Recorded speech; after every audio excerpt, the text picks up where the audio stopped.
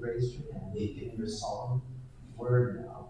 So even when your best friend says, anything happen in class, you have to say, no, nothing happened. And you can deal with it after the midterm. Extra credit question for you. Okay. Any questions on anything before we start?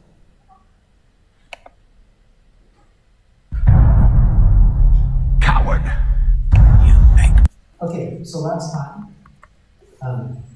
we were talking about beginning of basically the life. So what was happening during that? I'm giving you just a broad overview of history, since it's could be a significant part of the class. So you watch the videos, but I want to just give you the 30,000 foot view. So I'm just flying through this. Okay? No, there will be dates, but I'll expect you to know kind of eras. So if I mention Truman, then you'll know that Truman was president right after World War II, that kind of thing. So I won't ask you dates like when you're in this house or whatever, but I will expect you to know kind of what happened during these. Because what I'm doing is I'm breaking this up into eras. So the pre-1900s was the era of medicine was just not reorganized, and they couldn't do much for you, and it was medical schools were kind of just apprentice things, and then it was starting to become a little bit science-based, but really not. So the pre-1900s is kind of a disorganized medicine. Then the 1900s through the 1945, that's the rise of insurance. That's where, suddenly healthcare grew. They get rid of the holistic brand of healthcare. So it's only the orthodox type of training, which is what we know now. And then, it's the rise of health insurance. So health insurance starts to come up in that period. Health insurance first gets offered to who? Who first got health insurance? What kind of workers? Workers get injured, got health insurance. So it's like lumberjacks. Make me sick. Hiding in the shadow. Hiding from who you truly are. You can't escape yourself.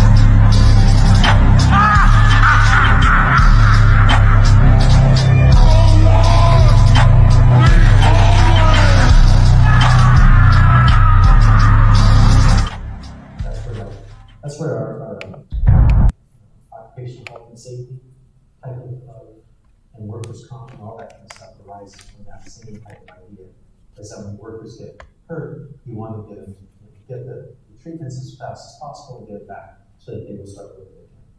So anyway, so that happens during that period. So that's the 1910s, 1920s, 1930s. I mentioned the Spanish flu. Right? Talk about the Spanish flu, how Spanish flu basically, the way it changed kind of public health was that public health became much more science-based because of the Spanish flu. And then that moves into the 1930s, and then World War II hits, oppression ends, and that we then go into World War II. And at the end of World War II, that's where there's this question about, well, so what is it that we're, that's the end of World War II. That's where the big issue is the U.S. going to have universal health care? This is where other countries start to adopt universal health care. And so, England does, Australia does, New Zealand, France, all these different countries, that's where they adopt universal health care. And so there was a big debate here. Truman wants universal health care. Most people want universal health care. Coward. You make me sick. Hiding in the shadows. Hiding from who you truly are. You can't escape yourself.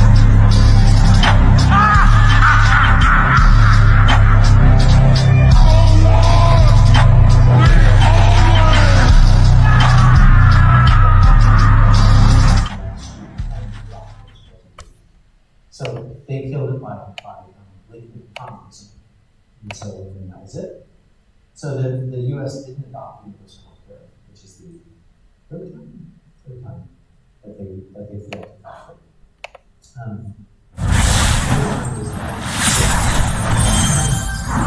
World War I, second time was Roosevelt, and then the third time was Truman, all failed to adopt it.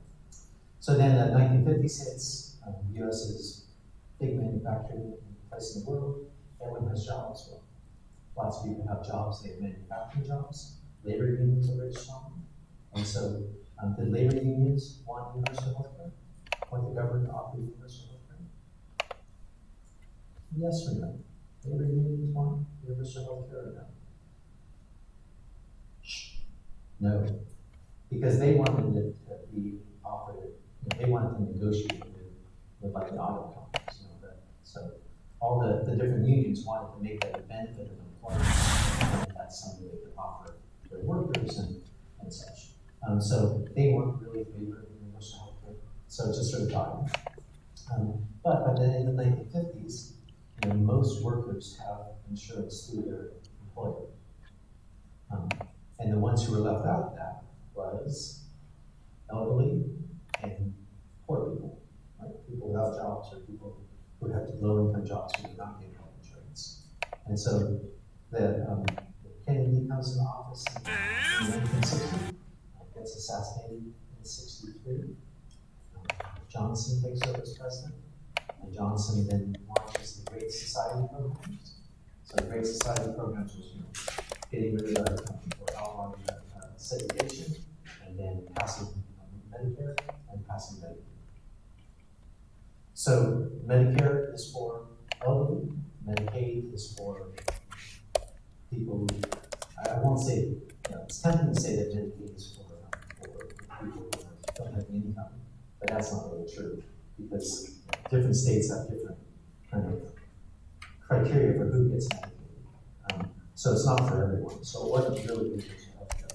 It was because there still was a lot of people who didn't qualify for Medicaid. Like in California, do you know what your income has to be to qualify for Medicaid? Your income has to be about below 138% of the federal poverty.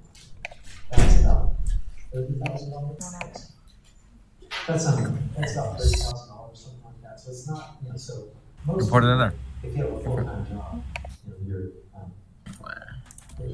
most people, if you have a full-time job, you're probably make more than $30,000, more than the federal poverty line. But still, it's pretty low income. I mean, you have your income has to be pretty low to qualify for Medi-Cal. So lots of people still don't have Medi-Cal, even though they can't afford health insurance.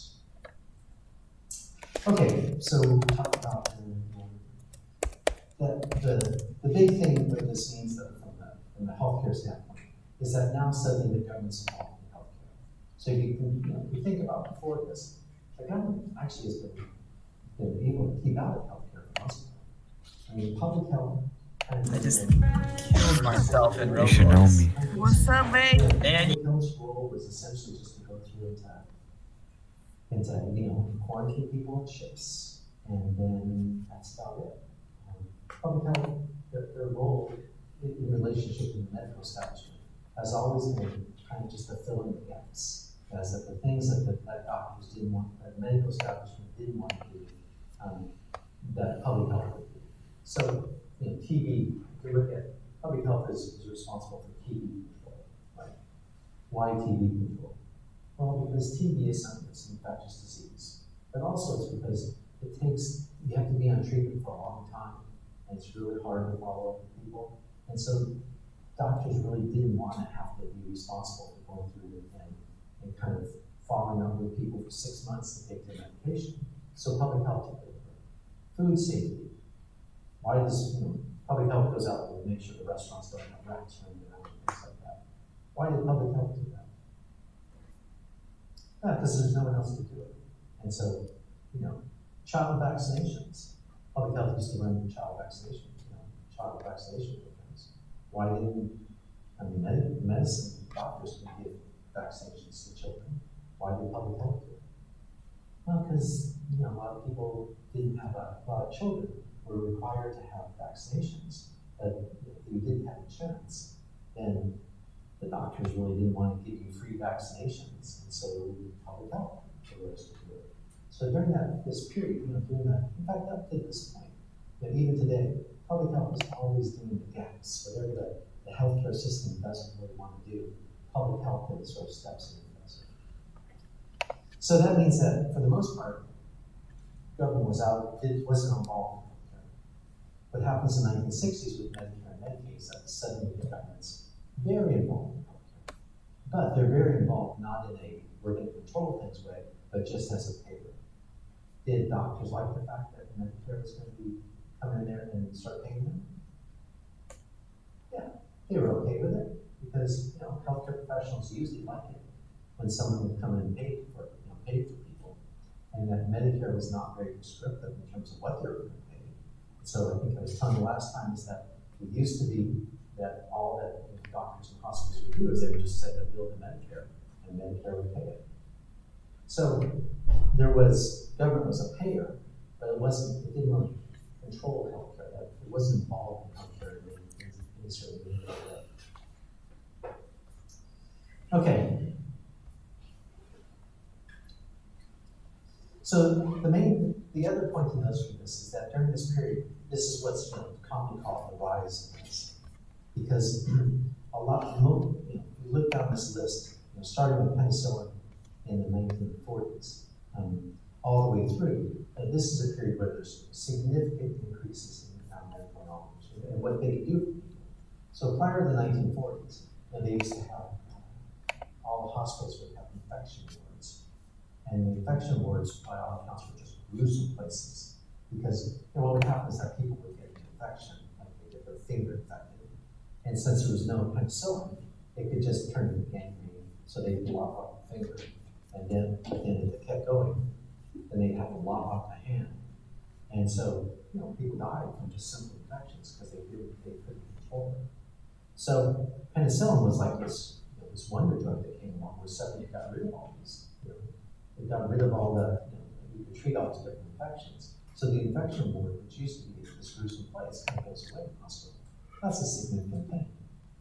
Kind of looking down the road in the list here, all these things kind of were significant things that led to dramatic improvements in health. So that's why they call it the 1970s. The period up to the 1970s kind of the rise of medicine, because it's the period where we went from healthcare not being able to do a lot for you. By 1970, healthcare could do more. Well, healthcare by the 1970s could do more for you than people could pay for. That is that by the 1970s, you suddenly had the problem, whereby healthcare you could do a lot, but people couldn't afford it. And so therefore, we're suddenly at this period where now we have to decide, what is it that we are going to do for people or not. So like if you go back to your cruel statements that you're not going to pay for my facelift, that would be something for which what you're doing is that you're trying to decide, is it worth it to pay for my facelift? Hard to decide that you pay for my facelift. But that's something for which it's a decision that didn't exist before the 1970s. That is, before that, the best healthcare that the president could get was not that different than the best healthcare that someone else, someone else could get. Because things weren't that expensive. But suddenly, once we hit the 1970s, now suddenly we have to start thinking about, who needs a heart transplant and who doesn't? Who needs to have some type of coronary bypass and who doesn't? So we're getting into this place where suddenly they can do more for people than society can do. There's more to do. Okay.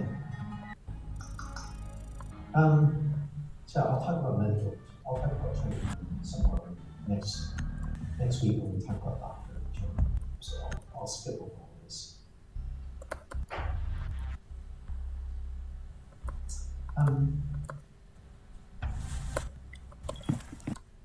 Okay. So that's so 1970s on. That 5 seconds left. the period that we call Engage. because this is the big now. Now, since the 1970s, the number of growth what they do is that if you think about most of the differences occurred before the 1970s. Since the 1970s, they're still coming out with new products. And so there in certain areas like stroke, which is a place where they definitely stroke. Cancer, they definitely improved the life expectancy of cancer. But it's much more specific than it was before. And you're not seeing this report. So like the Op 4, last stop standing. the big pharmaceutical came out with hepatitis C, and that was a significant improvement in treatments for hepatitis C. To the point where it was like before the basically just going to keep people manage the quality of life to ignorant hepatitis C. So it was a great increase. But there just aren't any examples whereby you have that level of medical treatment coming along since the 1970s.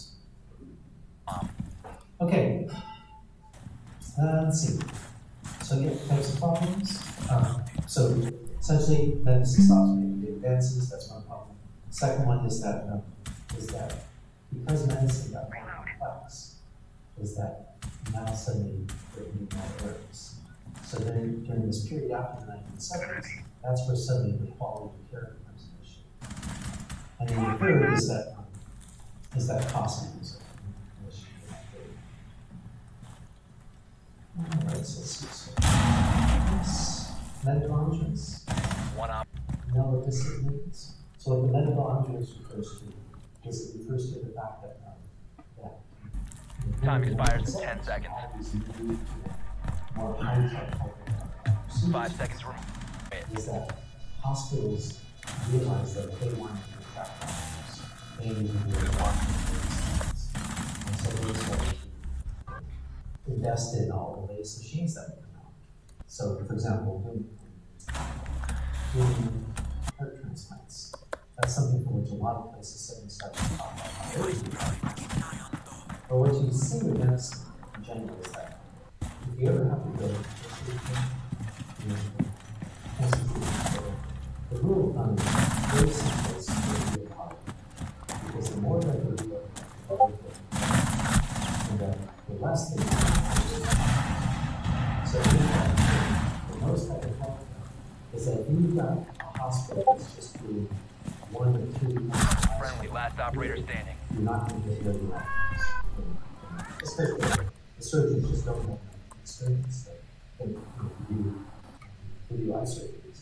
Instead of doing the cataracts, go to someplace where they do lots of cataracts, because the quality would be better. Well, back in the 1970s, I thought it was that people wanted all these. The problem was that they wanted to doctors, and so all this to get all the latest doctors. So the database would just charge that, right? They would just add an extra wee bit and send out Using flashlight! Protected at all costs.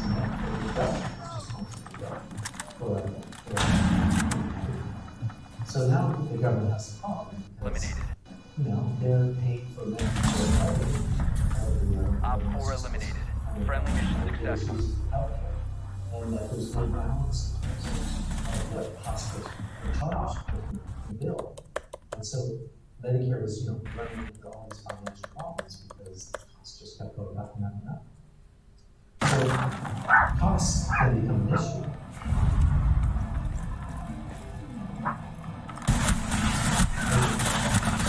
The third problem here is the rise of the patient science. This is what patients are. So if you think about the way that healthcare is done, is that from 1800s and up to 1900s to the status of doctors, Zooms, and so You have located a bomb. a high use of in society. And you can tell that because you ask them for smart, supposed to Recover the diffuser. about 70%. We used to ask in freshman classes, what percentage of people want about 7% said probably 70%.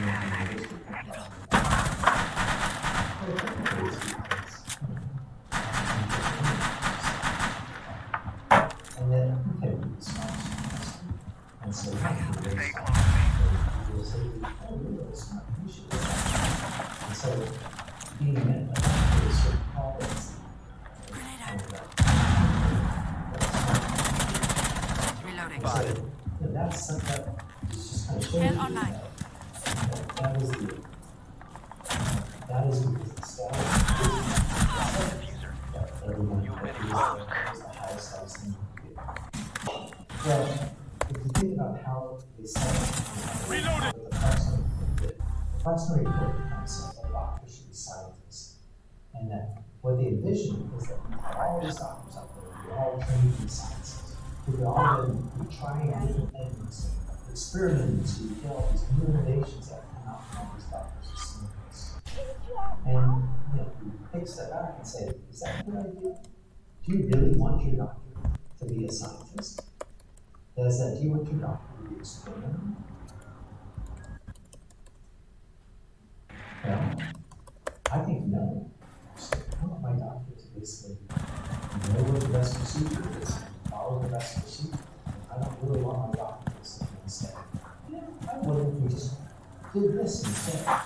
And so some of that, for example, in some of the worst cases, basically,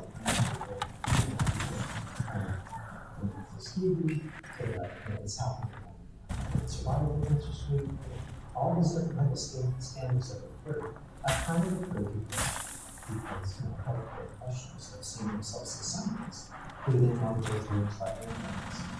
And that's not really a good idea to basically have all these people out there sort of feeling their own kind of freedom to try things.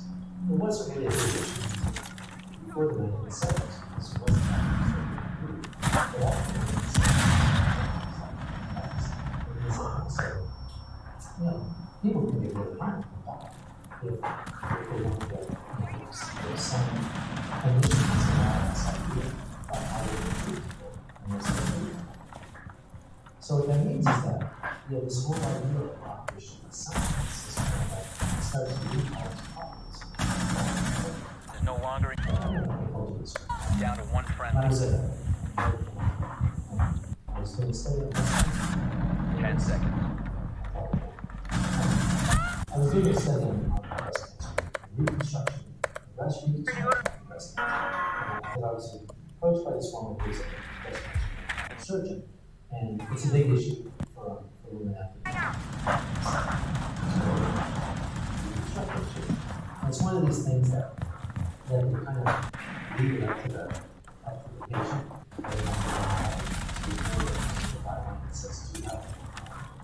And so this woman I was working with, she was interested in and we knew that, well, the women who came in, two stages of breast cancer is that they can do something about it. So we go marching into this UNC doctors who was a breast cancer surgeon.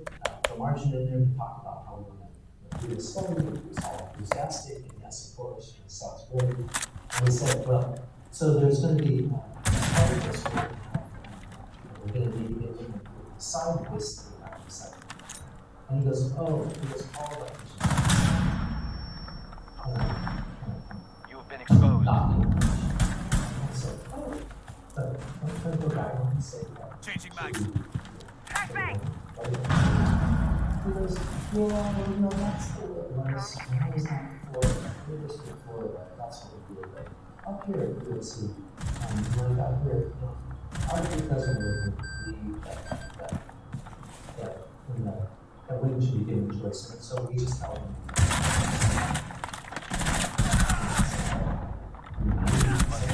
Is that go against the clinical guidelines? He goes, well, they just don't really believe these clinical guidelines. And I thought to myself, oh, that's a problem. We've got this group of doctors up there who basically are saying, well, we don't think it's true. And so we're going to go our own way. And without any help, they didn't do a study to figure it out. They were going to changing back! But what they're doing is seeing themselves as scientists. And so they thought that their kind of science wasn't necessary. It wasn't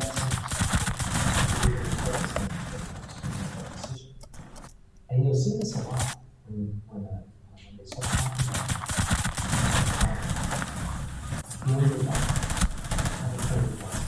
is that they'll often say, well, this is to inform the doctor. But it's really up to the doctor, the doctor and the patient have. That might actually kill. So what they're doing is they're trying to protect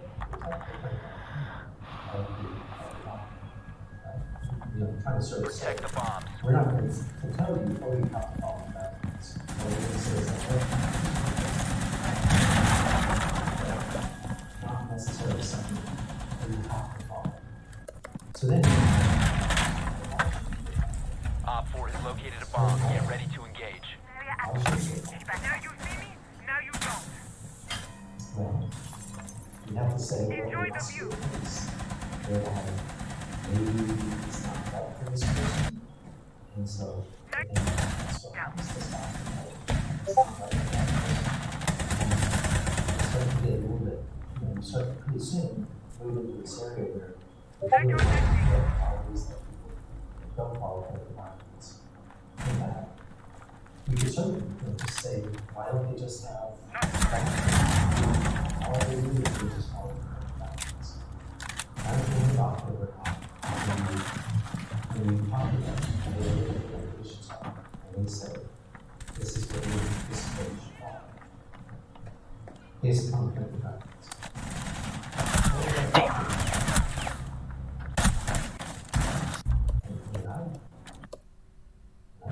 And that's what we are is really all about. Oh.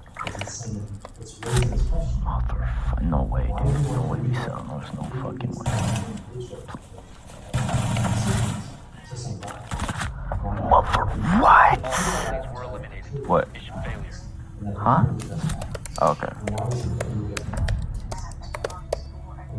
If you say, oh, it's this condition, Alright. in this type of condition, How in the but for the most part, that's what well, this is the problem that's also come up in the 80s when they started to do all these studies that find out all these areas of current medicine. So the earliest type of study was the study that we did over at Ness Hospital due to a number of conditions in the hospital due to doctor's errors, to medical mistakes. And the percentage, so if you look at a hospital, 100 people for every 100, what percentage of people are you going to have something happen to them? That's simply medical mistake or other Oh, you don't know. My God. Ice cream, yum. Balloon So pop. really 1 out of every 5 people have something happen to them. Something happen outside of the hospital. That is resulted. What are you doing here, bro?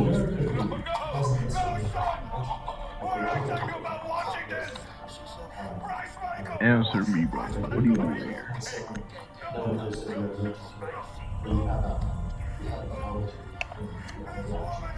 So that's another thing, because the truth remains universal. So sometimes it's those things, but oftentimes it's things like one of the big areas Bro, can I listen to my music in peace, bro? because cancer is lots of new things. It's really easy to go through to screw things up. into the surgery.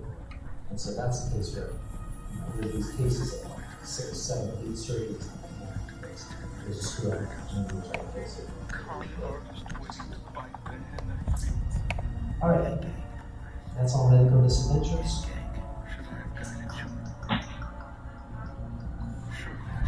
What this leads to is evidence-based medicine. So in the 1990s, then, that becomes the big buzzword is evidence-based medicine. So hear this as well, is that, we need to go. It's the wrong version anyway. I mean, turn around and say, well, what's the alternative? Evidence-based medicine. So it's something that certain seems like, well, of course you should be following evidence-based Oh, I almost reported to buy it. Wait, I'm about to report to buy it. medicine. Because we're trying to be all right. Let me put it on repeat too. Then the other thing that occurs during this period is basically clinical control costs. So, like I said, metamonitories means that certain costs are so much different. So the government decides to do something. So they need to do something. So what they do is they have to use a pilot. So what they did for the country is that they let me look to see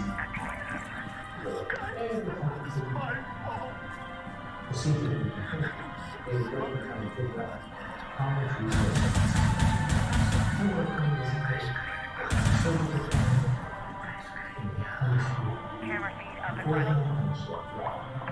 resources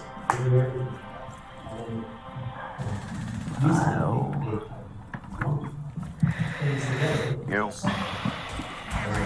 seconds remaining. Put them all together, and then they 5 said, well, seconds this to is what insertion. we're gonna pay based upon the procedure. Op 4 has yet to locate a The way bomb. that Medicare then started to pay people, or pay hospitals, is that they would look at the procedure that was done, You just put it and they would say, well, this procedure, we're gonna pay this amount. What if the hospital didn't agree with that? What if the hospital said, no, it's gonna cost us for the hospital to close? No. Medicare said, that's what it's gonna cost, and that's what we're gonna pay. So that's the way it is today. I mean, they tweaked it a little bit. Now they have upper limits and lower limits. Something really complicated and a little bit more. But what they expect is that it's going to be something that's going to be less complicated. Say this was a big complicated. This is going to be less. And then what the Medicare does out there in Baltimore is that they have analysts that basically just go through and they check to see how much are you, what procedures are you going for? Are you billing for both high and low? So that has to be done. And if they find that you're billing Hello? too much of one thing, is that then they'll know what to go after. So every once in a while you'll hear about, especially out of conference, who will get caught by Medicare for like doing overbilling benefits. And what the optometrist is that the optometrist actually seen by all Secure the area. Keep the bombs protected. because what optometrists do, they do a lot of patterns. And so they can set up like 6 different units, and then they can have a nurse prep those people. You know, cataracts, you have to go in there, you have to get all this pre-stuff that has to do. And then when the surgeon comes, the surgeon actually just flips on the cataract. Right? So the surgeon might only spend 3 minutes, 4 minutes, but they can bill for 6 minutes because they've got 6 patients coming at the same time. And so that means that that optometrists can look at they run through lots and lots of patients because they're doing all this. Shot. So the way that they get is that they try to just say, oh, I don't have 6 patients in that. I have that I was doing. And eventually, Medicare notices this, like a little blip in terms of there's all, this one is abnormally high amounts of cataract surgeries.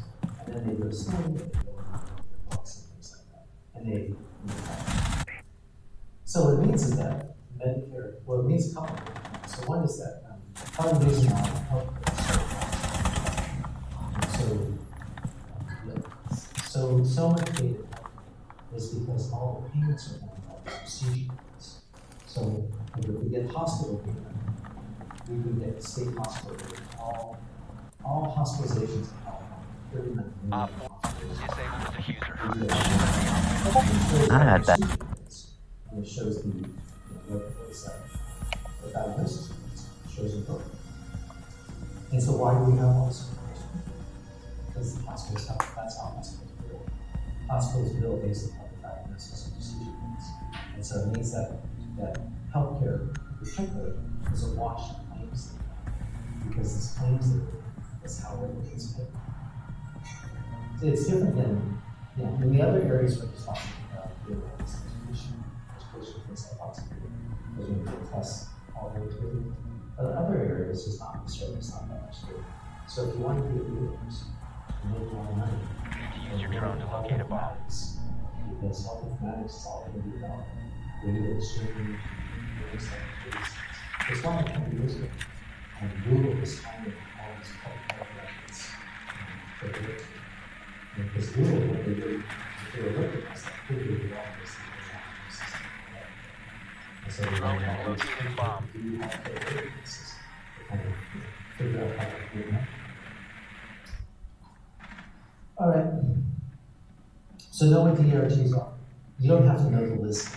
10 seconds to insertion. What a DRG, I'm not gonna ask you the specific DRGs. Insertion in but 5 know what seconds. DRG is, because it's a big deal. They meant that for the first time that the government. Proceed to bomb location and defuse it. Still used today. It's also why, if you look at why Medicare is so efficient as a relative to private insurance companies. Because Medicare, they just say, this is what we're gonna pay, and there's no negotiation. So doctors will just accept it. But like if you go into you have private insurance, you go to the hospital can send the insurance company a bill, and the insurance company can ignore it or not.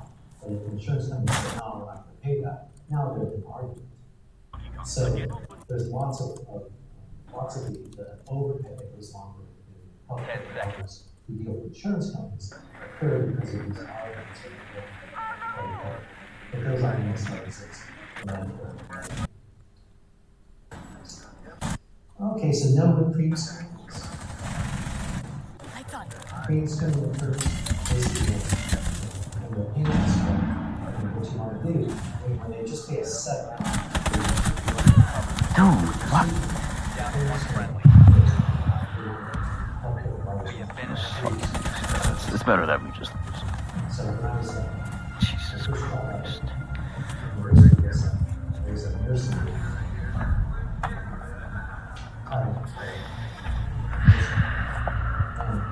And the nursing home was private, and we have beds that were private beds and beds that were paid for by Medicaid. And so what they wanted is they wanted the private beds, because the private care beds they could charge more than the Medicaid beds. So what would happen is that as soon as the Medicaid patient would go to the hospital, they would immediately fill the center beds. Because the law says that if they get sent to the hospital, if the beds available, they have to come back. So if the beds fill up, then they leave. So what these nursing homes do is that they would have the patients go by, because they organize the nursing homes. They would just shove them from nursing home to nursing home. They fill up these beds. The other thing that they want I don't think they're. is because if you get patients who aren't hired out, then you don't have so much money. So the cream scheme is like, well, if you're gonna choose someone who you're gonna give care to, you want to choose people who are that sick to give care to, because you're paid the same amount as if you give care to someone who's very sick. That's cream scheme. Let's see. Know what the RAND study did? RAND study is basically it's a big experiment that they did, and that the conclusions from the RAND study were essentially is that health maintenance organizations, seem like they're okay. That was one big thing. And then the other one was that co-payments, small co-payments, make a big difference, which is why when we go to healthcare, we oftentimes are asked to pay like $5 per family. And you think, why am I only paying $5? Well, it's because of the rent study. All right, the other thing that happened during this period is that then Nixon comes along and Nixon offers a healthcare plan. Nixon then wants to get universal healthcare. He wants to basically get people with HMOs. Nixon's healthcare plan also dies a death. And it died a death because of Edward Kennedy, brother of John Kennedy, senator who just died, senator who will come back up in a couple slides, but died because of because Edward Kennedy wanted a plan like the UK. So he killed Nixon's plan. So now we're at four times that we've tried to get a universal healthcare plan in the family. HMOs continue to grow. So all that, so you go through.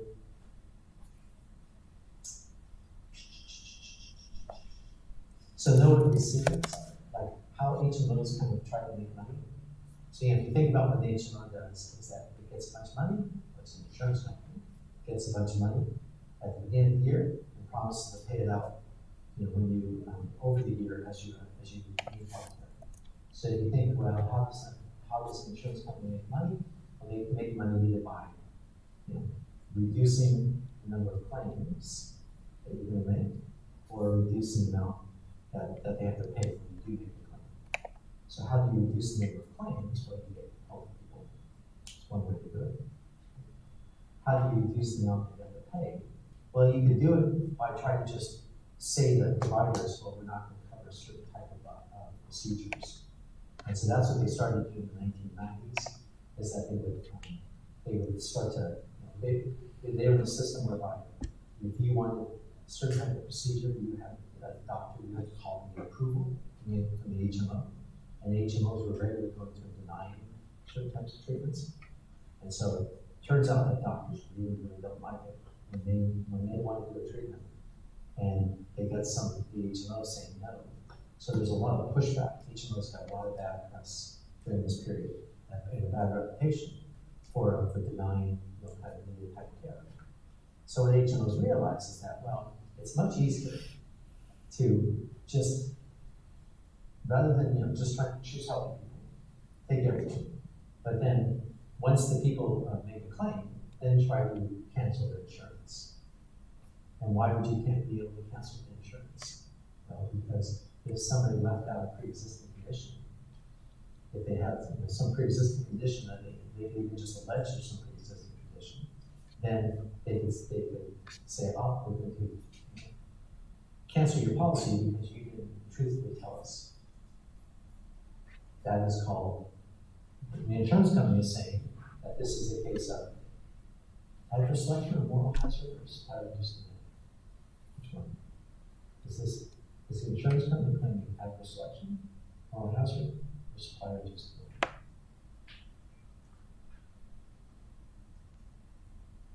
Adverse selection.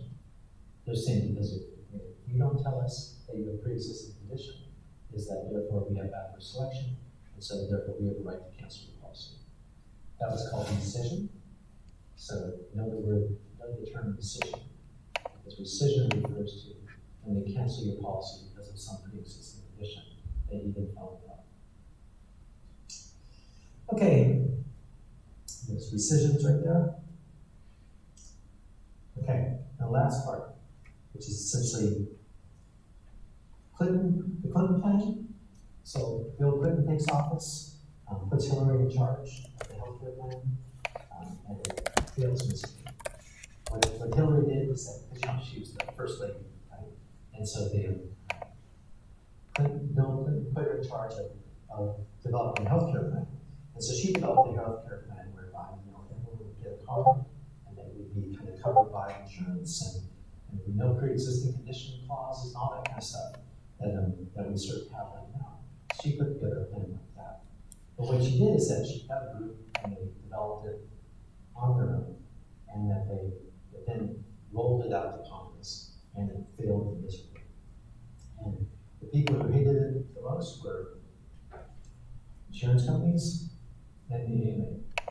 Why you skip my song, nigga? Those groups against you is that you're lost. And so, the plan failed, so now we're at number 6. 6 attempts at universal healthcare that failed. The plan failed miserably.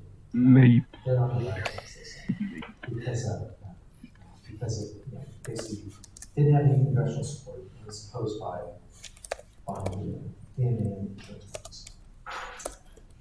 All right, then know the Oregon experiments. So there's 2 of them. Oregon 1 is where they tried to go through and do. They tried to decide, because they were having problems with Medicare, Medicaid spending. And so they decided, well, what we're going to do is we're just going to identify what's essential. They only pay for what's essential. So they went through this whole long procedure to figure out what's essential care and what's not essential care.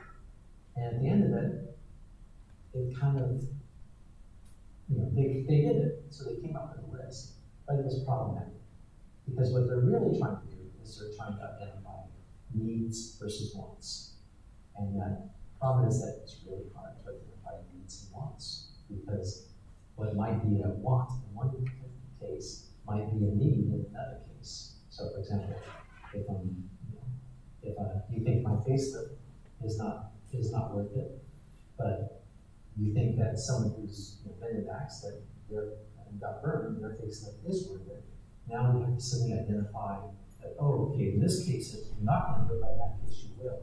And so it starts to become really, really hard to get all the specific cases. And so they came up with a list, but it really didn't work that well. So know that Oregon 1 is all about needs versus wants.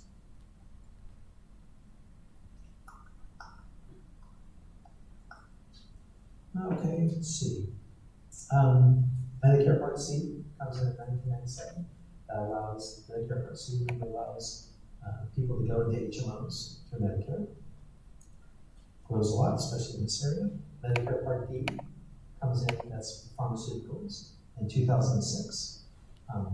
People who really like Medicare Part D are seniors who spend a lot on pharmaceuticals, and pharmaceutical companies who now say they're getting most of the pharmaceuticals paid for by the government. Let's see. Know what the donut hole is? So the donut hole is a big deal. So what it said is that if you look at what Medicare paid for, it's like this is oops. What Medicare did is that they paid for like 75%, something like that. 75% up until a certain point, and then they paid almost nothing, and then they paid about 100%. So it meant that like up to 2000, there it is, 2840, they paid 75%. And then once you got above 4450 up here, 4450, they paid 95% up there. But there's this gap here, whereby people, between 2840 and 4450, there's this gap where people had to pay nearly everything by themselves. That was the donut hole. It was a big deal. Know what the Massachusetts health plan was? Massachusetts healthcare plan is basically what the Affordable Care Act is based upon. So it was tried in Massachusetts. Was the Massachusetts healthcare plan, did that come out of a conservative, Republican type of think tank, or a Democrat, or a liberal type of think tank? Which one do you think?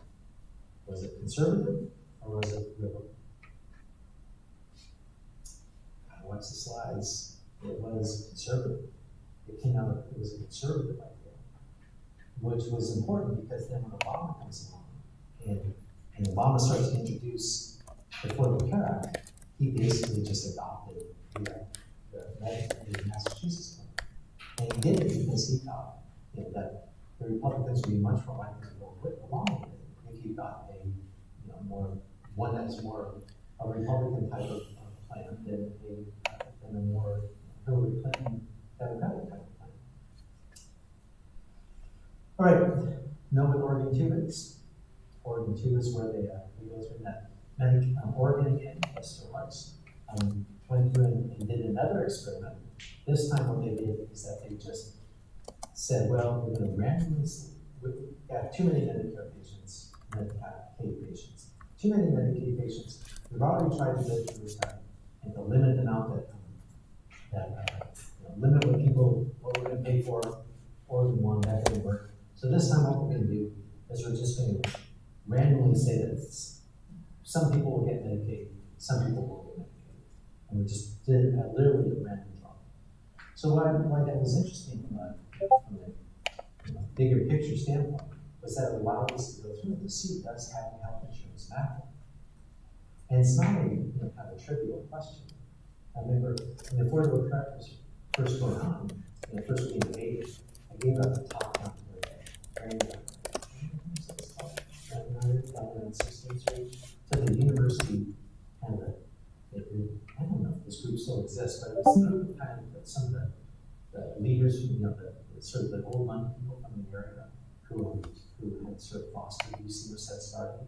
And so they had like a group every month they met for lunch and they bring in a speaker from the university. So I went down and talked about that. And I'm talking and as I was saying about Affordable Care Act is going to give people health insurance and just like the Massachusetts plan, etc. Somebody from the back says, well, why do people need health insurance? And I was kind of shocked because I thought, well, of course people need health insurance. But he goes, well, they get hospitalization card. I thought, that's true, right? They can buy a follow-up, they can get hospitalization. And that, means that they may go bankrupt because it's too expensive. But just in terms of from a health standpoint, do people really need to have health insurance? Well, that's what this was. This was an experiment.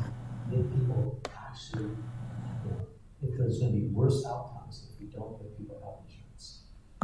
And remember, this is medically people, so they don't, so not be elderly. Yeah.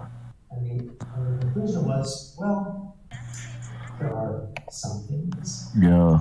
that happen, like more hospitalizations. Jeremiah. But that doesn't really tell you the legal hospitalizations, right? Could just be is that someone. He can't talk right now. He's in class. That's all you had. Yeah. But what they did do is they did things like better mental health, lower unpaid bills, more screenings, and preventative tests and things like that. You didn't see any difference in life expectancy, which you would think, well, maybe that shows that you don't need health insurance. But then it was like, well, but again, would you really expect to see? I'm here to clap your cheeks! 1 year that people can still go to the hospital. So, anyways, it was I think that it's kind of added both sides to sit there at the end of Oregon 2 and say, see, health insurance is not that. Where am I? Or see, it's really important. Where are you going? Okay, then. Look out! This is pointless. Even that kid knows you're stupid. Everyone knows you're stupid. Don't go in there. Nobody cares about you. Why do you even why do you even bother? Everything's listening to you. You don't deserve The happiness. wine bottles. See, they're laughing at you. They're looking at you. Everybody laughs at you. Everybody's talking about you. Go ahead, make you fat. get some ice cream. You don't want that. Worthless. It'll make you fatter than you already are. Been born. Worthless. Pointless. Look out. All the alcohol. Just Trash. take it all. Poison. No, don't take that one. No, go over to the other one. It's poison. Grab a wine bottle. Go ahead, A couple bottles of booze. Just drink it, eat drink it it. until you're Look out. passed out. Nobody cares. Where did they go? Nobody loves you. No one could. Junk food. They don't care. The people. They're talking about you. Even he They're- can't You're even such a look at you. loser. Oh, he's walking away because you stink. You smell. Why do you bother? You're stupid. They're fake His back smiles. turned you because he doesn't like you. Get you. But the reason it is She's leaving because you're worthless. You should have never Oh, been yeah, born. go ahead. Grab it all. Eat all the food. Don't touch that. Eat it all. Don't touch that. Bother getting out of bed. Doesn't matter. Doesn't matter how fat you get. What are you thinking? Go ahead. Don't eat You that don't one. want that. Don't drink that one. Go get some You're alcohol. going to die. Go get the ice cream. There's the. Oh, you Give turned up. it. Oh, the lights. There. Lights. Where'd they go? The lights are Where are they? whispering. They're whispering to you. Calling your name. Oh, they're after you. Look out. She Disgust knows. me. She knows. Drink me. Even he doesn't like you. They're talking about you. He's calling the cops. You're worthless. You're stupid. You can't trust him. Don't trust him. That's what they're thinking. Oh, yeah. can't They're trust talking about Can't say you. I blamed you. You don't even deserve to be looked at. The TV. They're saying bad things. The news. They're talking What's the about you. point? Get out. Because you're stupid. You're worthless. No, no. He can't even look at you. He can't even look at you. Look at him. He can't even look at you. You're so disgustingly ugly. Gross. He's going for his He's gun. just gonna His gun. Deserve it. You're not worth it. give you the Harry! money. Just leave. The door. You need to get out. Just get out of Get here. out. See? Get out. Can't even Just look at you. just steal it. Disgusting. Steal it, you thief. Those girls Go. are just staring at you and looking at you. That's talking right, about thief. you 'cause you're so Run. You're stupid. outside. You're still not safe. He's not even gonna bother to call the cops. Yeah, so you wanna steal that too? Steal a movie. Go ahead, I know you want to. That's always you. Worthless. Get out. That's Loki. There they are. Pointless waste of There space. they are. Cars. They're all talking about To your you. left. What are you playing? Run. Valorant? All the movies are about you. And how disgusting they are. Just walk in front of that truck. Oh, Valorant is just CSGO for children. Worthless. You should be good at it, bro. It's not safe. Pure water. What did I say there? What? Go back to that store. Where are we going, bro? They saw those people there. Oh, why would I play that? Think you're I we were just playing to like a W song. Now you want to listen to like a going song. Now to you want to the play like 3 years ago. The sidewalk hates you. Okay. Right That there. fire came out McDonald's 3 years hates ago. you. That Trash. flag right not there gonna walk in the hates you. Garbage. I'll play where we Not go. know Sunflower came out back Might in as well just walk outside in 1922. traffic and let Do them it. run over you. Go. I'll play where we go. They're everywhere. Kill yourself. They're everywhere. I know that. Where we're going or where are we going? Oh, the song that we usually listen You to, think brother. you're safe, but you're not. You think home is safe. Do you think they will stop? They know where they are. Hopefully it plays the song that I want it to Never play. safe. Okay. Everybody You're never safe.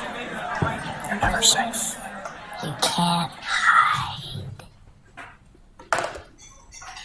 I'm gonna listen to some climax reasoning next. How about that? Slash play.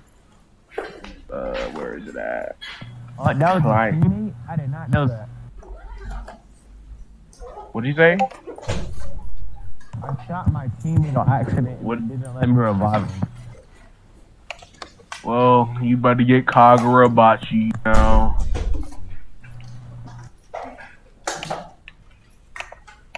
DCJ